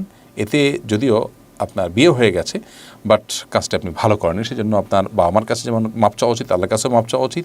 এবং বিবাহ বহির্ভূত সম্পর্ক করার কারণে আপনার তওবা নাসুহা করতে হবে, কারণ সেটি কিন্তু সাধারণ গুনাহ না, কবিরা গুনাহ হয়েছে। এমডি জুলফিকার আপনি লিখেছেন আমাদের ইউটিউব চ্যানেলে, গর্ভকালীন সময়ে সরকার থেকে যে ভাতা দেওয়া হয় তা নেওয়া জায়েজ আছে কিনা। গর্ভকালীন সময় যদি কোনো দেশের সরকার কোনো ভাতা দেন গর্ভবতী মায়ের শুশ্রূষার জন্য, অথবা তার সেবা কাজে ব্যবহার করবার জন্য, বা তাকে দেন উপঢৌকন হিসাবে, প্রণোদনা হিসাবে, সেটা নেওয়াতে কোনো অসুবিধা দেখছি না, কোনো নাজায়েজ হওয়ার কারণ নাই, এটি নেওয়া যাবে। তৈয়ব হোসেন আপনি লিখেছেন, আমি একজন দোকানদার, আমার আশেপাশে কোনো মসজিদ না থাকায় আমাকে দোকানে নামাজ আদায় করতে হয়, কিন্তু দোকানে অনেক পণ্যের গায়ে মানুষ বা অন্যান্য প্রাণীর ছবি থাকে, এতে কি দোকানে সালাতের কোনো সমস্যা হবে? দেখুন, যেহেতু ছবিগুলো সাধারণত খুব সূক্ষ্ম থাকে, অত সমস্যাটাও সূক্ষ্ম সমস্যাই হবে। অর্থাৎ মোটা দাগের সমস্যা হবে না, যেহেতু এটা মোটা দাগে থাকে না, কিন্তু সমস্যা ঠিকই হবে। আপনার জন্য উচিত হবে যে এমন কোনো জায়গায় নামাজ পড়া যেখানে কোনো ছবি, প্রাণীর ছবি নাই, কারণ যেখানে প্রাণীর ছবি থাকে সেখানে রহমতের ফেরেশতা প্রবেশ করে না। আপনি নামাজ পড়বেন, সেখানে রহমতের ফেরেশতা প্রবেশ করতে পারছে না, এটা কীভাবে কাঙ্ক্ষিত হতে পারে? তবে এটা ঠিক যে আপনার জন্য যদি এর বাইরে আর কোনো বিকল্প না থাকে, দোকানে নামাজ পড়তে হয়, আপনি ছুটি না পান বা বাইরে যাওয়ার সুযোগ না থাকে, তাহলে সেক্ষেত্রে আপনি যথাসম্ভব এরকম ছবি টবি এগুলোকে গামছা বা কোনো কিছু ঢেকে ঢুকে নামাজ পড়ার চেষ্টা করবেন। সেটাও যদি সুযোগ না থাকে, এমন কোনো ক্ষোভ বের করে নেবেন যে এই ক্ষোভটাতে অন্তত এরকম ছবি বিশিষ্ট কিছু নেই। আজ গোটা পৃথিবী এমন জায়গায় দাঁড়িয়ে যাচ্ছে যে দিনের উপরে চলাটা পৃথিবীর সবচেয়ে কঠিন কাজগুলোর একটি। যত মালামাল আছে দোকানের, মুদি দোকানের কথা আমরা বলছি, ম্যাক্সিমাম মালামালেই কিন্তু প্রাণীর ছবি কোনো না কোনোভাবে থাকছে। অর্থাৎ আমরা ঘরবাড়িতেও আমাদের এই সমস্ত জিনিসপত্র আনতে হচ্ছে, এবং কোনো না কোনোভাবে এই প্রাণীর ছবি দিয়ে আমাদের ঘরবাড়িকে ভরে দিচ্ছে, এবং সেখানে দুষ্ট জিনের উপদ্রব বাড়ছে, আমাদের রহমতের ফেরেশতা সেখানে প্রবেশ করতে পারছে না, আমরা বারাকা থেকে বঞ্চিত হচ্ছি, এরকম নানাবিধ সমস্যা আমাদের হচ্ছে দৈনন্দিন জীবনে। তো এখান থেকে বেরিয়ে আসার জন্য ব্যক্তিগত প্রচেষ্টা থাকা দরকার, এবং সম্মিলিত প্রচেষ্টাও থাকা দরকার। আমি ব্যক্তিগতভাবে এমন বাংলাদেশের অনেক বড় বড় নামকরা কোম্পানির কথা জানি যাদের পণ্যে এরকম কোনো প্রাণীর ছবি নেই, অথচ প্রসাধনী আইটেমের ব্যবসা তারা করেন। এরকম আইটেমের ব্যবসা করার পরও সেখানে নারীত্ব দূরের কথা কোনো প্রাণীর ছবি নেই, তারপরও তার ব্যবসা সফল হচ্ছে না, আলহামদুলিল্লাহ। তাহলে বোঝা গেল আন্তরিকতা যদি থাকে মানুষের দ্বারায় অনেক কঠিন কাজকেও সহজ করা সম্ভব। কাজের এই ব্যস্ততার ভিতরে কিভাবে আল্লাহর প্রিয় বান্দা হতে পারবে একটু দয়া করে জানাবেন। আল্লাহর প্রিয় বান্দা হওয়ার জন্য 5 ওয়াক্ত নামাজ ঠিকমতো সুন্দর করে সমত আদায় করবেন, চোখের জেনা থেকে বেঁচে থাকবেন, মাদক সহ সকল হারাম থেকে বেঁচে থাকবেন, এবং এই পরিবেশে ভালো মানুষদের, দিনদার আলেমোলামা মুত্তাকি পরেজগারদের সাথে থাকবেন, তাদের সাথে উঠা বসা করবেন, এবং দাওয়াত দেওয়ার মানসিকতা, ইসলাম প্রচারের মানসিকতা রাখবেন। সবসময় আল্লাহর জিকিরে এবং আল্লাহর স্মরণে মাশগুল থাকবেন, ইনশাআল্লাহ আপনি আল্লাহর প্রিয় বান্দা হতে পারবেন। কোরিয়ার মধ্যে আমরা কিভাবে দৃষ্টিকে নত রাখবো এবং নিজের ইমানকে বাঁচিয়ে রাখবো, এই সম্পর্কে কিছু বলবেন। ইমান বাঁচিয়ে রাখার জন্য ইতিমধ্যে আমরা কয়েকটি পরামর্শ দিয়েছি, যে পরামর্শগুলো আমল করলে বা সেগুলো লক্ষ্য করলে ইনশাআল্লাহ আপনি ইমান বাঁচিয়ে রাখতে পারবেন। সেই সাথে আমি একটু প্লাস করি, প্রতিকূল পরিবেশে নজর হেফাজত করা খুব কঠিন। আপনারা জানেন এখানে মেয়েরা চলাফেরার ক্ষেত্রে ইসলামী লাইফস্টাইল তারা মেনটেন করে না, খুব স্বাভাবিকভাবে সঙ্গত কারণেই আমাদের জন্য এই পরিবেশে চোখের হেফাজত করা কঠিন হয়। মনে রাখবেন, নবী করিম সাল্লাল্লাহু আলাইহি সাল্লাম বলেছেন, জেনাল আইনি আন নজর। আমাদের অনেক মুসলিম ভাইরা আছেন এখানে যারা হয়তো জানেনও না যে নবী সাল্লাল্লাহু আলাইহি সাল্লাম বলেছেন মানুষ কিন্তু চোখ দিয়েও জেনা করে, আর চোখের জেনা হলো চোখ দিয়ে সে এমন কিছু দেখলো যেটা দেখা তার জন্য অ্যালাউড না, পারমিটেড না। একজন নারী তিনি যদি বেপর্দা থাকেন, তিনি যদি অশ্লীল বা খোলামেলা পোশাকে চলাফেরা করেন, আপনি আপনার দৃষ্টিকে সংযত রাখবেন। যথাসম্ভব আপনার দৃষ্টি সীমানায় এরকম কোনো মহিলা, এরকম কোনো নারী পড়লে সাথে সাথে নিজের নজরকে আপনি সংযত করে নেবেন। আল্লাহ তাআলা বলেছেন, কুল্লিল মুমিনিনা ইয়াগুদ্দু মিন আবসারিহিম ওয়া ইয়াহফাযু ফুরুজাহুম। হে আল্লাহ তাআলা বলেছেন তার রাসূলকে, হে রাসূল আপনি ঈমানদারদেরকে বলে দিন তারা যেন তাদের দৃষ্টিগুলোকে সংযত করে, অবনত করে। আমি জানি এই কাজটা শুধু কঠিন নয়, মহা কঠিন। এই কাজটা শুধু কঠিন নয়, চরম পর্যায়ের কঠিন। মনে রাখবেন, আপনাদেরকে এই ধরনের পরিবেশে ঈমানের উপর টিকে থাকতে হলে, আমরা যারা বাংলাদেশে থাকি, আমাদের ঈমান এর মিটার যদি হয় 10-এ, আপনার ঈমানের মিটার থাকতে হবে 15-তে।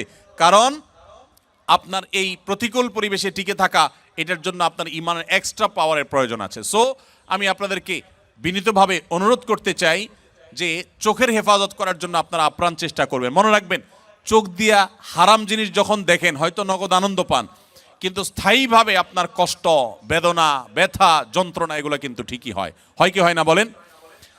মনে রাখবেন, চোখে দেখার পর, হারাম জিনিস দেখার পর সেটা যদি আপনি হাতের নাগালে না পান, সঙ্গত কারণে পাবেন না, আর না পেলে আপনার মধ্যে এক ধরনের যন্ত্রণা, এক ধরনের কষ্ট হয়। আর যখন নিজেকে কষ্ট করে সংযত রাখবেন, ইচ্ছাকৃত হারাম জিনিস দেখবেন না, সেটা টিভির স্ক্রিনেও না, মোবাইলের মনিটরেও না, এবং বাইরেও না, তাহলে দেখবেন প্রথম আপনার একটু কষ্ট হবে, কিন্তু পরবর্তীতে শান্তি অনুভব হবে। অনেক লোক নামাজ কালাম পড়ে কিন্তু চোখে খারাপ জিনিস মোবাইলে দেখে, কম্পিউটারে দেখে, টেলিভিশনে দেখে, বাইরে দেখে। মনে রাখবেন, এটা হলো আপনাদের জন্য সবচেয়ে বড় পরীক্ষার বিষয়। অন্য অনেক কাজ এখানে করা সহজ, আমি জানি। মদ না খেয়ে থাকা সহজ, শুকরের গোশত না খেয়ে থাকাও সহজ, অনেক হারাম কাজ থেকে বেঁচে থাকা এখানে সহজ, এমনকি নামাজ পড়াটাও তুলনামূলক সহজ। এই পরিবেশের মধ্যে, কোরিয়ার মাটিতে এবং এই জাতীয় যে সমস্ত দেশগুলোতে এই ধরনের পরিবেশ আছে, এই সমস্ত পরিবেশে আপনাদের জন্য সবচেয়ে কঠিন কাজটা হলো এই চোখগুলোকে হেফাজত করা। এর চাইতে কঠিন আরেকটা কাজ নাই। আল্লাহ তাআলা আমাদের সবাইকে সেই তৌফিক দান করুন, আমরা যেন আমাদের দৃষ্টিগুলোকে অবনত করতে পারি। মনে রাখবেন, আল্লাহ বলেছেন, ইন্নাস সামআ ওয়াল বাসারা ওয়াল ফুআদা কুল্লু উলাইকা কানা আনহু মাসউলা। মানুষের কান, মানুষের চোখ, মানুষের অন্তর, প্রত্যেকটা অঙ্গকে আলাদা আলাদা জিজ্ঞাসা করা হবে, এই চোখ দিয়ে কত গুনাহ করেছেন। 10 বছর 20 বছর আপনি কোরিয়াতে ছিলেন, আপনি জাপানে ছিলেন, আপনি ইংল্যান্ডে ছিলেন, আপনি অমুসলিম প্রধান দেশে ছিলেন, যেখানে পর্দাপশিদার বালাই নেই, যেখানে মেয়েরা খোলামেলা চলাফেরা করে। আপনার প্রতিদিন সকাল থেকে রাত পর্যন্ত, ঘুমানো পর্যন্ত শত শতবার, সহস্রবার এই চোখের গুনাহ হয়ে থাকে, অথচ আপনি মদ টাচ করেন না, হয়তো আপনি শুকর টাচ করেন না, হয়তো আপনি হারাম খান না, হয়তো আপনি হারাম থেকে বেঁচে থাকার জন্য সংগ্রাম চালাচ্ছেন, কিন্তু চোখ দিয়ে আপনি অনবরত আপনি হারাম করছেন। আপনার মুখকে হারাম থেকে বাঁচিয়েছেন, কিন্তু চোখকে আপনি বাঁচাতে পারেন নাই, তাহলে আপনি সাকসেস হতে পারবেন না। এই জন্য এই প্রতিকূল পরিবেশে যদি নিজেকে টিকাতে কেউ না পারে, তার জন্য এই পরিবেশে থাকাই জায়েজ নাই, যে নিজেকে এই গুনাহ থেকে বাঁচাতে পারবে না। এই জন্য ভাইরা, এই সংগ্রামটা আমাদের করতে হবে, চেষ্টা করবো তো ইনশাআল্লাহ। আল্লাহ তাআলা আমাদের সবাইকে সেরকম ঈমানের শক্তি দান করেন, যেন আমরা চোখের জেনা থেকে নিজেদেরকে বাঁচিয়ে রাখার চেষ্টা করতে পারি। যারা বিবাহিত তারা স্ত্রীকে নিয়ে আসার চেষ্টা করবেন, ফ্যামিলি সহ থাকার চেষ্টা করবেন, এবং বাহিরে বের হওয়ার সময় মনেই করবেন যে আমি রাস্তাঘাটে চলতে ফিরতে আমার চোখের এরিয়াতে অনেক বেপর্দা নারী আসবে। সো আমি যথাসম্ভব, যতটুকু সম্ভব অবনত রাখবো নিজের দৃষ্টিকে। এর বাইরে যদি চোখ পড়ে যায়, আমার ইচ্ছার বাইরে চোখ পড়ে গেছে, সাথে সাথে আমি ফিরিয়ে নিয়েছি, ইনশাআল্লাহ এর কারণে গুনাহ হবে না। আল্লাহ তাআলা আমাদেরকে মাফ করবেন ইনশাআল্লাহ। দক্ষিণ কোরিয়াতে মদ পান করা অনেকটা পানি পান করার মতো সহজ। আমরা অনেকেই এখানে শুকরের মাংস থেকে ঠিকই বেঁচে থাকলেও মদ অনেক সহজেই তেমনটা গুরুত্ব না দিয়েই খেয়ে থাকি। এত কষ্ট করে হালাল উপার্জন করেও মদ পানের মাধ্যমে আমরা নিজেদের উপার্জন ধ্বংস করছি এবং আখিরাতকে কতটা ক্ষতি করলাম। দেখুন, মাদক, যে কোনো মাদক, এটা সেবন করাকে ইসলাম হারাম করেছে। শুধু ইসলাম হারাম করেছে এই জন্যই আমরা খাবো না তা নয়, সেটা তো বটেই। মূলত ইসলাম হারাম করেছে সেজন্য আমরা পান করব না, কিন্তু পাশাপাশি এও আমরা জেনে রাখি যে মাদক আসক্ত মানুষের শরীরের ইমিউন দুর্বল হয়ে যায়। আপনারা দেখেছেন কোভিড-19-এ তুলনামূলকভাবে মুসলমান দেশগুলোতে দেখবেন যে মানুষ অনেক কম ক্ষতিগ্রস্ত হয়েছে। আমাদের দেশের কথা যদি বলেন, বাংলাদেশে মাস্ক 2 নম্বর না 3 নম্বর না 4 নম্বর আল্লাহ জানে, এ হলো সব 2 নম্বর জিনিসপত্র। কিন্তু আলহামদুলিল্লাহ কোভিড-19-এ মানুষ আমাদের পার্শ্ববর্তী দেশ ভারতে যেভাবে মারা গেছে, দিল্লিতে যেভাবে লাশের স্তূপ পড়েছে, ঢাকায় সে তুলনায় কিছুই হয় নাই। সৌদি আরব সহ মুসলিম দেশগুলোতে এমন ক্ষতি হয় নাই, অথচ অমুসলিম প্রধান দেশগুলোতে অনেক বেশি ক্ষতি হয়েছে। এর অন্যতম বড় কারণ হলো মুসলিম প্রধান দেশগুলোতে মানুষ সাধারণত মাদক গ্রহণ করে না। মাদক গ্রহণ করতে করতে মানুষের লাং ক্ষতিগ্রস্ত হয়, বিভিন্ন অর্গান ক্ষতিগ্রস্ত হয়, মানুষ ধ্বংসের দিকে চলে যায়। তো আমরা, আল্লাহ তাআলা মাফ করুক, যাদেরকে আল্লাহ তাআলা তৌফিক দিয়েছেন হালাল উপার্জন করার, বিদেশে আসার, তারা এখানকার মাদকের ছড়াছড়ি দেখে যদি এখান থেকে মাদক সেবন করেন, গ্রহণ করেন, তো মনে রাখবেন দুনিয়া উপার্জন করছেন ঠিকই, আপনার আখিরাত ধ্বংস করছেন। মাদক সেবন করা হারাম, কঠোর হারাম। আল্লাহ তাআলা বলেছেন ইন্নামাল খামরু ওয়াল মাইসিরু ওয়াল আনসাবু ওয়াল আজলামু রিজসুম মিন আমালিশ শাইতানি ফাজতানিবু। মদ, জুয়া, এই সবগুলো শয়তানি কর্মকাণ্ড, অতএব এগুলো থেকে তোমরা বিরত থাকো। এই মাদক আসক্ত হয়ে মানুষ অনেক অন্যায় কাজ করে, অনেক হারামের দিকে চলে যায়। নবী সাল্লাল্লাহু আলাইহি সাল্লাম বলেছেন, দুনিয়াতে যে এ হারাম মদ পান করবে, আখিরাতের যে ড্রিঙ্কস থাকবে জান্নাতের, সেটা আল্লাহ তাআলা ওই ব্যক্তিকে পান করতে দিবেন না, সে জান্নাত থেকে মাহরুম থাকবে। এই জন্য এই লোভকে আমাদের সামলানোর চেষ্টা করতে হবে। আমরা যারা কোরিয়ায় থাকি, তারা আমাদের ছেলে সন্তানকে যদি ইসলামের দায়ী বানাতে চাই, তাহলে প্রথম থেকে কিভাবে শুরু করব এবং কোথায় বা কোন প্রতিষ্ঠানে ভর্তি করাবো, এবং এর পরের ধাপে কোথায় কিভাবে শুরু করব, শেষ পর্যন্ত বলবেন ইনশাআল্লাহ। দেখুন প্রবাসী ভাইরা যারা এই দেশে ফ্যামিলি নিয়ে আছেন, আপনাদের হয়তো আরেকটু সময় লাগবে। আপনাদের নিজেদেরকে মসজিদ ভিত্তিক বিভিন্ন মাদ্রাসা গড়ে তুলতে হবে। এই মাদ্রাসাতে ছেলে মেয়েদেরকে দক্ষ আলেম ওলামাদের মাধ্যমে আপনারা পড়াশোনা করায় বড় করবেন, আলেম হওয়ার প্রাথমিক কাজ শেষ করবেন। এরপরে তারা যথানিয়মে সৌদি আরবে, মিশরে, বিভিন্ন দেশের ইসলামিক ইউনিভার্সিটিগুলোতে তারা যাবে, পড়ালেখা করবে, ইনশাআল্লাহ তারা দায়ী আল্লাহ হয়ে আসবে। সেই সাথে যারা এখানে আছেন আর সন্তানরা দেশে আছে, আপনাদের বাচ্চা সন্তানকে ছোট থেকেই ভালো কোনো মাদ্রাসা, যেখানে ভালো পড়ালেখার মান খুব ভালো, নাম করা, ফেমাস এক জিনিস, আর ভালো হওয়া আরেক জিনিস। এখন ভালো মাদ্রাসা এটা আপনি চিনবেন কিভাবে? এটা আপনার জন্য চেনা ডিফিকাল্ট। এটার জন্য আপনি 2 জন বা 3 জন আলেম মানুষ, যিনি বিচক্ষণ ভালো আলেম, তাকে বলবেন, ভাই এই মাদ্রাসার পড়াশোনার মান কি, আপনি একটু নিজে দেখে আমাকে পরখ করে বলেন। 2-3 জন যদি রেকমেন্ড করেন যে হ্যাঁ এটা ভালো, তাহলে সেখানে আপনি বাচ্চা ভর্তি করাবেন। ভর্তি করার পর চোখ বন্ধ করে ছেড়ে দিবেন না যে হুজুরের কাছে দিয়ে আসেন বাচ্চা মানুষ হয়ে গেছে। একটার পর একটা আপনি ফলো আপ করতে থাকবেন নিয়মিত, যে বাচ্চা ঠিকমতো আছে কিনা, পড়তেছে কিনা, পড়ালেখা, নামাজ কালাম, ইবাদত বন্দেগী সব ঠিক আছে কিনা। এরপর আপনি একটা পর্যায়ে ওই সন্তানকে সামনের দিকে একই রুটে, একই নিয়মে আপনি নিয়ে আসবেন, প্রয়োজনে দেশের বাইরে পাঠাবেন ইনশাআল্লাহ। কিন্তু নিশ্চয়ই 2-3 জন আলেমের তত্ত্বাবধানে বাচ্চাকে রাখবেন এবং মাঝে মধ্যে আলেমদেরকে দিয়ে চেক করাবেন যে ঠিক আছে কিনা। এখানে কোরিয়াতে বেশ কিছু চকলেটের উপাদানের জায়গায় লেখা থাকে সাসুগি বা থাক্কুগি, যার অর্থ গরু বা মুরগি, অথবা চকলেটগুলো সফট মিল্ক ফ্লেভারের চকলেট। আদৌ পিওর গরু বা চিকেন আছে কি না তা বোঝা যায় না, থাকলেও হালাল কিনা আমরা সেটা জানি না। এমন নুডলসও আছে। এরকম চকলেট বা নুডলস খাওয়া আমাদের জন্য হালাল হবে কি না? প্রশ্নটি লিখেছেন ভাই আবির। আপনার প্রশ্ন উত্তর হলো যে যত চকলেট আছে ওয়ার্ল্ড ওয়াইড, বেশিরভাগ চকলেটগুলোতেই আসলে হারামের উপস্থিতি বা উপাদান থাকার সম্ভাবনা জোরালো। সবগুলোতে না, অনেক চকলেট আছে এর বিপরীতে আলহামদুলিল্লাহ যেগুলো হালাল, যেগুলোতে হারাম কোনো উপাদান নেই। এই বিষয়টা পৃথিবীর অন্য অনেক দেশে নিরূপণ করা সহজ, আপনাদের কোরিয়াতে একটু কঠিন। আপনি জাপানে গেলেও দেখবেন যে বিভিন্ন বাজারে, বিভিন্ন সুপার মার্কেটে, বিভিন্ন মার্টে, সুপার মলে, সুপার শপিং মলে আপনি দেখবেন যে চকলেট হোক, যে কোনো ফুড হোক, সেখানে স্ক্যান করে চেক করা যায় এটা হালাল কি হারাম, এখানকার উপাদান কি, সব ডিটেল জানা যায়। এবং হালাল সার্টিফিকেশন প্রতিষ্ঠানগুলো খুবই স্ট্রং সেসব দেশে, যার কারণে হালাল সার্টিফিকেশনের উপরে নির্ভর করা যায়।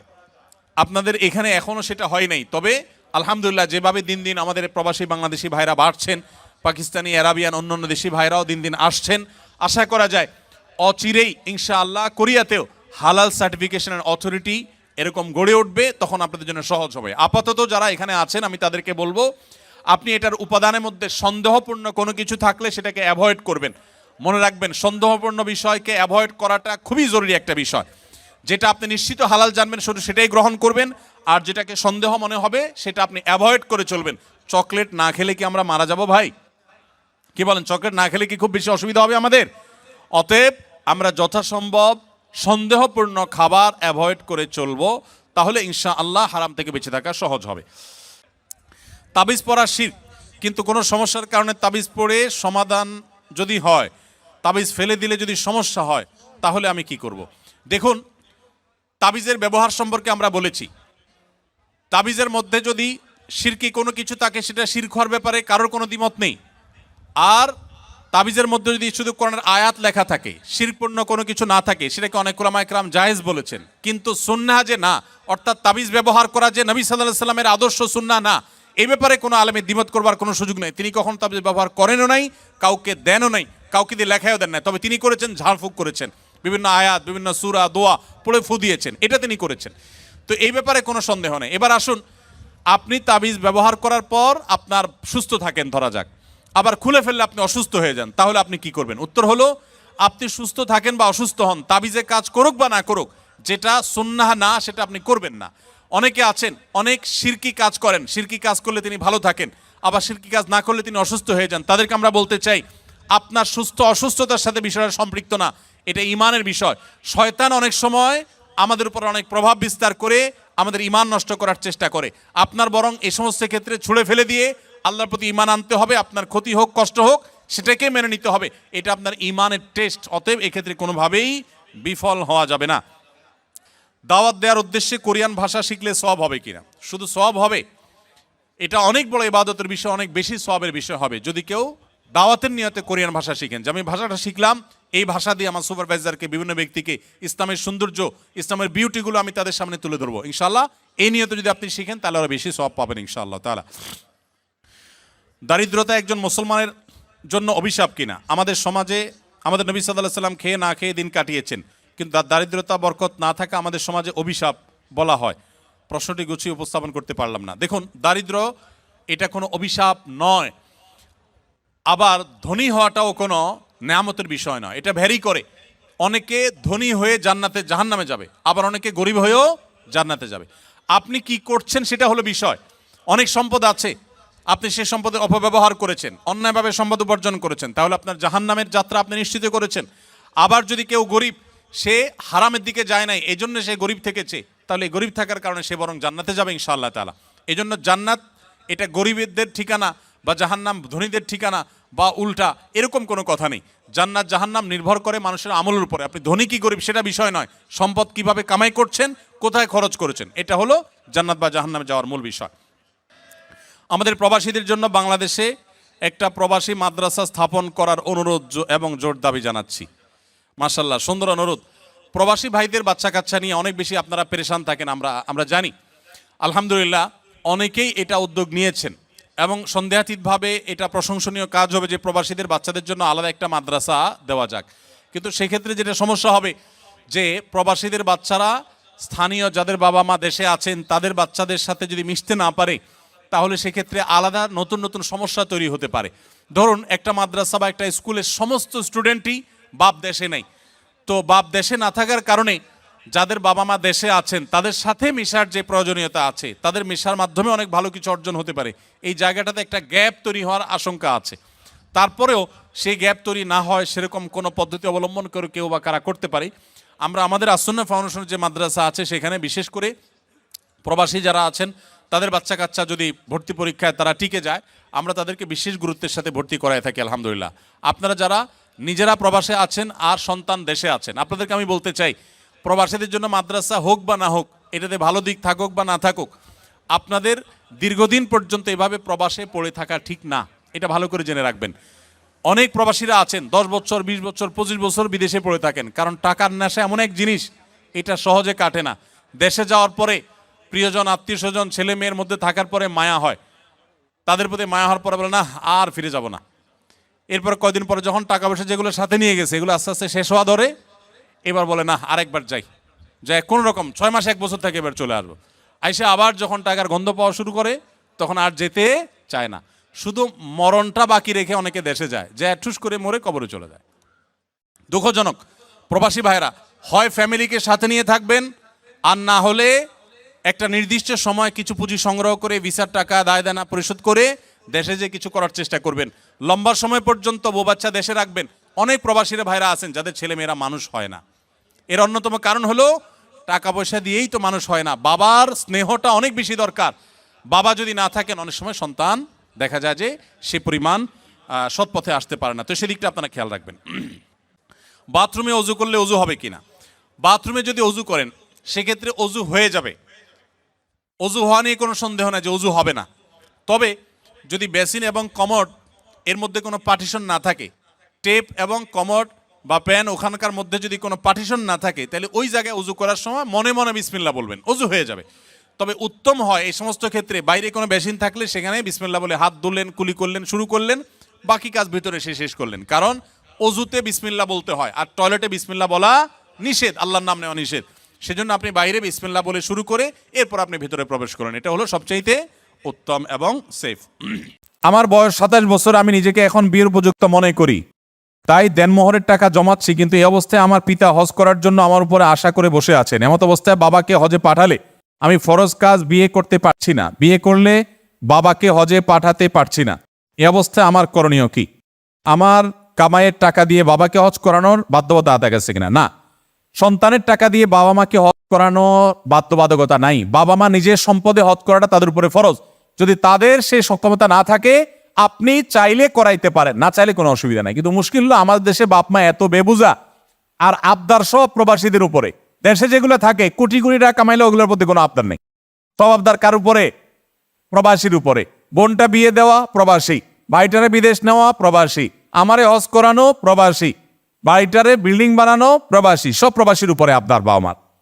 আমি দেশে বিভিন্ন মাহফিলে, বিভিন্ন মিডিয়াতে, টেলিভিশনে বলার চেষ্টা করি যে প্রবাসীদের প্রতি অত্যাচার বন্ধ করুন। অনেক বাবা মা জাহান্নামে যাবে শুধু প্রবাসী সন্তানের প্রতি জুলুম করার কারণে।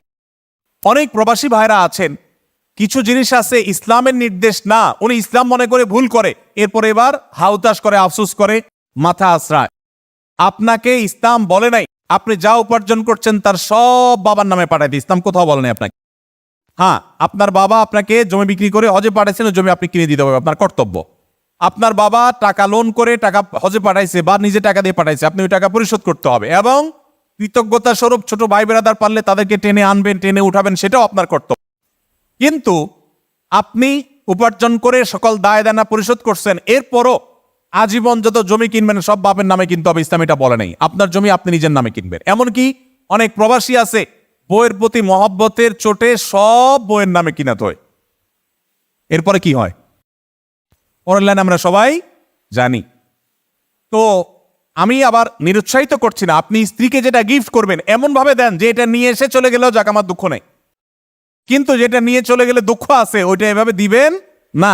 বেশি ভালো শাস্তি গিয়া পরে এবার আফসোস করবেন। কোন কোন প্রবাসী আমাদের অফিসে আছে, আসন্না ফাউন্ডেশনে, আমার কাছে আয়সা বলে, হুজুর আমি বিদেশে সারা জীবন অনেক টাকা কামাই করছি, এই সেই, এখন বই সব নিয়ে পালাইছে, আমার খাওয়ার ব্যবস্থাও নাই, ফাউন্ডেশন দিয়ে কিছু করেন। তো ভুল করলে তার প্রায়শ্চিত্ত ভোগ করতে হয়, খবরদার এই ভুলগুলো আপনারা করবেন না। তো এই জন্য বাবা মাকে হজ করাটা আপনার উপরে ফরজ না, কিন্তু মুশকিল হলো বাপ মা তো বেবুজা। তো বেবুজা হলে আপনি তাদেরকে হজ করানোর নিয়ত করেন এবং চেষ্টা করেন, আল্লাহ আপনাকে সক্ষমতা দিলে করাতে পারলে ভালো। কিন্তু আপনি বিয়ে করবেন না, বাবা মাকে হজ করাবেন। আপনার বিয়ে যদি ফরজ হয় তাহলে আপনার বিয়েকে অগ্রাধিকার দিতে হবে। বিয়ে সবসময় ফরজ না, কখন ফরজ হয় সেটা জেনে নেবেন। অনেক সময় প্রফেসরের সাথে লাঞ্চে বা ডিনারে গিয়ে খাবার খেয়ে সমস্যায় পড়তে হয়। প্রশ্ন হলো, অমুসলিম প্রক্রিয়া জবে করা বা না জানা সত্ত্বেও মুরগি, গরু, হালাল পশুর মাংস খাওয়া যাবে কিনা? দেখুন, যদি কোনো মুশরিক যারা শিরকে লিপ্ত তারা যদি কোনো পশু জবে করে, তাদের জবে করা পশু হালাল হলেও যেহেতু তারা জবে করেছে সেটা খাওয়া আমাদের জন্য হালাল হবে না। পৃথিবীর বিভিন্ন দেশে হালাল সার্টিফিকেশন সিস্টেম প্রচলিত আছে। বিভিন্ন অথরিটি, ওলামা একরামের তত্ত্বাবধানে তারা চেক করে যে জবেটা হালাল পদ্ধতিতে হচ্ছে কিনা।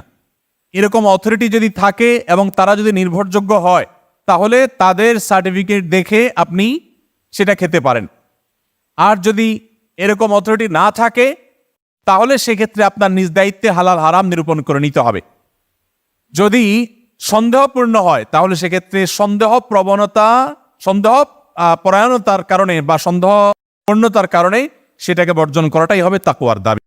প্রবাস জীবনে আমরা অনেকে জেনে বুঝে অথবা না বুঝে অনেক শিরক করে ফেলি এবং নফসের বিরুদ্ধে অনেক কাজ করে ফেলি। কিভাবে শিরক ও নফসকে আমরা হেফাজত করতে পারবো?